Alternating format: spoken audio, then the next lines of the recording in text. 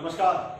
Case law की अपनी lecture series में मैं डॉक्टर अमिताभ सिंह एक बार फिर आपका हार्दिक स्वागत करता हूं। आज एक ऐसे मुकदमे को लेकर आपके सामने उपस्थित हूं जिस मुकदमे को किस नाम से बुलाऊं ये समझ में नहीं आ रहा। एक तरफ मन कहता है कि इसे एक क्लासिकल एग्जाम्पल मानूं पुलिस पावर के एब्यूज का, दूसरी तरफ दिमाग का दूसरा हिस्सा कहता है कि इसे जज के अरेस्ट केस के रूप में भी देखा जाना चाहिए। यह केस उन लोगों के लिए एक नजीर होगी जो लोग पुलिस को यह कहते हैं कि वो कानून के रहनुमा हैं। जी हां, पुलिस के विषय में और खासकर भारतीय पुलिस के विषय में यह धारणा आपके, अगर कोई गलत धारणा आपके दिमाग में है तो उसको बुरी तरह से दूर कर देगा अगर आप एक बार इस मुकदमे को पढ़ लीजिए।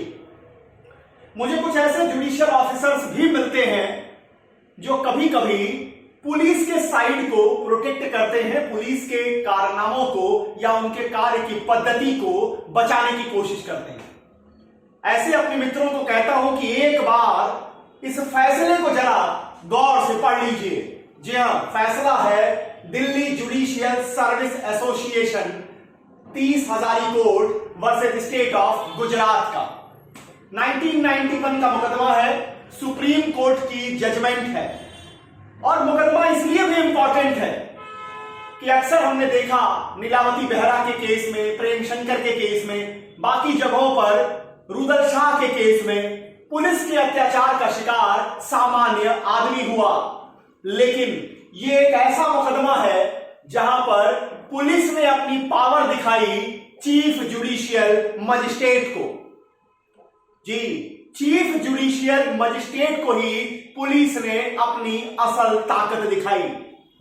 और पुलिस के विषय में क्या कहा जाए, यहां अगर देखें एक एक वर्ड जो है इनका एक खास तरीके के कारण लिया गया था। पी लिया गया था पोलाइट से। कितने पोलाइट होते हैं ये बताने की जरूरत नहीं, ये लोग सिर्फ और सिर्फ अपने पॉलिटिकल आकाओं के लिए हमेशा पोलाइट होते हैं।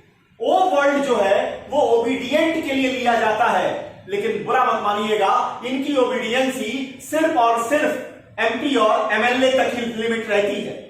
एल जो लिया गया था वो लिया गया था लॉफुल से। कितने लॉफुल ये होते हैं ये बताने की आपको मैं गलती नहीं करने वाला हूं। आई होता है इंटेलिजेंट के लिए। जी हां, भारतीय पुलिस होती बड़ी इंटेलिजेंट है।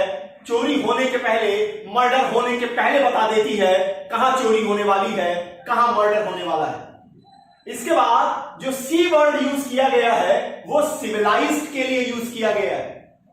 इनके सिविलाइजेशन के क्या कहने हैं एक बार मुंह खोलने दीजिए। सारी सिविलाइजेशन सिंधु घाटी सभ्यता से लेकर के आज तक की आपके आंखों के सामने आ जाएंगे। और ई वर्ड यूज किया जाता है एजुकेटेड के लिए। अगर यही इनकी एजुकेशन का लेवल है तो भगवान बचाए ऐसे एजुकेटेड लोगों से। इस मुकदमे को शुरू करते हैं। मुकदमे को अगर आप कहें कि जज अरेस्ट केस के नाम से भी जाना जाए तो भी गलत नहीं है। अगर इसे ये कहें कि यह abuse of police power case के रूप में जाना जाए तो भी यह बिल्कुल सही होगा। आखिर हुआ क्या था इस केस में? इस केस में एक पात्र आते हैं जो चीफ जुडिशियल मजिस्ट्रेट नाडियाड थे। नाडियाड के चीफ जुडिशियल मजिस्ट्रेट, गुजरात में नाडियाड एक जगह पड़ती है जहां पर चीफ जुडिशियल मजिस्ट्रेट के रूप में एक व्यक्ति कार्यरत थे। अब चूंकि ये चीफ जुडिशियल मजिस्ट्रेट थे, पुलिस के साथ इनका डेली का काम पड़ना था। शायद ये अपने ड्यूटी के प्रति ज्यादा ओरिएंटेड रहे, जिससे पुलिस वालों को काफी परेशानी आ रही थी। और सीजीएम नाडियाड से वहां का पुलिस डिपार्टमेंट बहुत बुरी तरह से खफा था। और गुजरात को आप इसलिए भी समझिए कि गुजरात में पूर्ण शराबबंदी काफी लंबे समय से लागू है। अब इस पूर्ण शराबबंदी में मतलब वहां किसी भी तरह से लिकर के लेने देने को, टेकिंग इनटेक, सारी चीजों को बैन किया गया था। अब देखिए पुलिस वालों ने क्या किया। पुलिस ने सीजीएम नाडियाड के खिलाफ केस फाइल किया। क्या केस बनाया कि सीजीएम नाडियाड ने क्या किया है, इनटेक किया है। किस चीज को? लिकर को। लिकर को इनटेक किया। इस बात की इस बात का उन्होंने फॉल्स चार्ज लगाया कि सीजीएम ने लिकर कंज्यूम किया।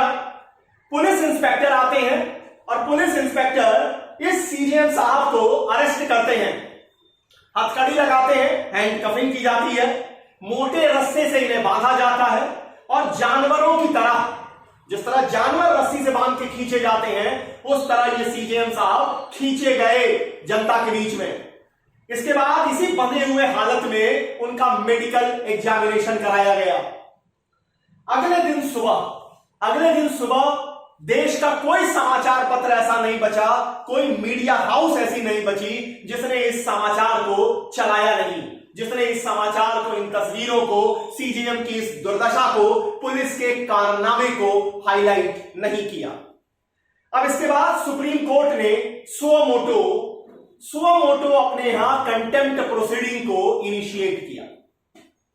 अब जब आप आर्टिकल 129 को देखते हैं इंडियन कॉन्स्टिट्यूशन के, तो वहां पर supreme court contempt of court के लिए पनिशमेंट देने के लिए पावर रखती है।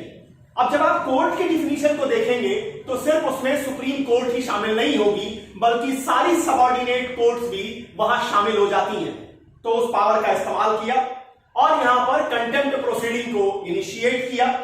कंसर्न पुलिस ऑफिसर्स को यहां सुप्रीम कोर्ट ने डायरेक्शन दिए, यहां पर उन्हें पनिश किया गया।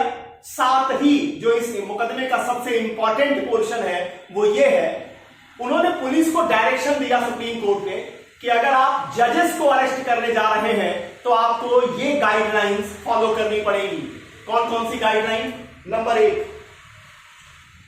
कहते हैं कि अगर आप किसी जुडिशियल ऑफिसर को अरेस्ट करना चाहते हैं या अरेस्ट करने जा रहे हैं तो आपको इस बात की जानकारी उस जिले के डिस्ट्रिक्ट जज को देनी होगी या उस कंसर्न हाई कोर्ट के, जिसके अंदर में वो डिस्ट्रिक्ट कोर्ट आती है, वो मजिस्ट्रेट आता है, उस हाई कोर्ट के जस्टिस को आपको इन्फॉर्म करना होगा।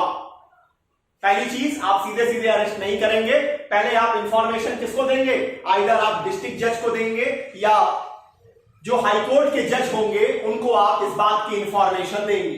नंबर सेकंड, अगर सर्कमस्टांसेस डिमांड करें, अगर सर्कमस्टांसेस इमीडिएट अरेस्ट की डिमांड करते हैं तो वहां पर टेक्निकल तरीके से आप अरेस्ट करेंगे या कह लीजिए कि वहां फॉर्मल अरेस्ट किया जाएगा, और इस फॉर्मल अरेस्ट करने को भी आप इमीडिएट इन्फॉर्म करेंगे या तो डिस्ट्रिक्ट जज को या chief justice of concern high court को।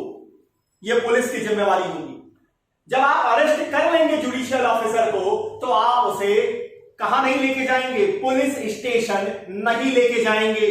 ध्यान दीजिएगा, जब आप अरेस्ट कर लेंगे जुडिशियल ऑफिसर को तब आप उसे पुलिस स्टेशन तब तक नहीं लेके जाएंगे जब तक कि डिस्ट्रिक्ट जज का प्रायर ऑर्डर न हासिल कर लिए हो। और लास्ट में कहते हैं कि किसी भी स्थिति में हैंड कफिंग अलाउ नहीं की जाएगी। अब समझिए, सुप्रीम कोर्ट को पुलिस को डायरेक्शन देना पड़ा अपने जजेस की सुरक्षा के लिए। जिस देश में जजेस की सुरक्षा की ये हाल हो, वहां आम नागरिक के विषय में क्या कहा जाए। उम्मीद करता हूं ये फैसला आपकी आंखें खोलने में थोड़ी मदद करेगा। केस लॉ की अपनी लेक्चर सीरीज में एक और नए केस के साथ, एक और अद्भुत केस के साथ आपके सामने उपस्थित होऊंगा। तब तक के लिए बहुत बहुत धन्यवाद। नमस्कार।